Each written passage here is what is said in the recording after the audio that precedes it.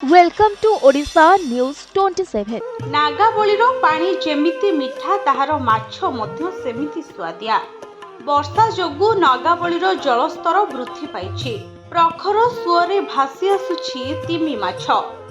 ମାଛ ଧରିବାକୁ ଏବେ ନାଗାବଳୀର ଗାଁ ଲୋକେ ଭିଡ଼ ଜମାଉଛନ୍ତି।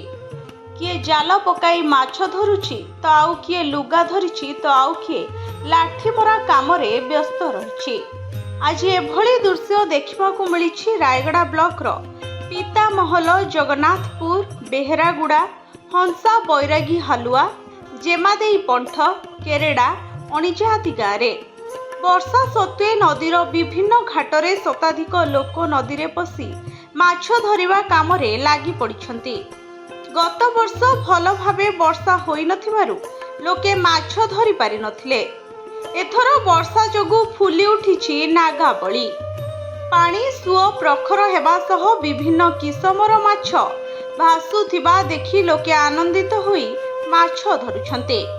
କେତେକ ଲୋକ ମାଛ ଧରି ସହରର ବିଭିନ୍ନ ସ୍ଥାନରେ ବିକ୍ରି ମଧ୍ୟ କରୁଛନ୍ତି, ତ ଆଉ କେତେକ ପଡ଼ୋଶୀ ଆନ୍ଧ୍ରପ୍ରଦେଶର ପାର୍ବତୀପୁରମ୍ ସହରକୁ ନେଇ ବିକ୍ରି କରୁଛନ୍ତି। ଗ୍ରାମବାସୀଙ୍କ ପାଇଁ ଏହା ଏକ ରୋଜଗାର ମଧ୍ୟ ପାଲଟି ଯାଇଛି। ରାୟଗଡ଼ାରୁ ସ୍ୱତନ୍ତ୍ର ପ୍ରତିନିଧି ଋଷିକେଶ ସାହୁଙ୍କ ରିପୋର୍ଟ, ଓଡ଼ିଶା ନ୍ୟୁଜ୍ 27।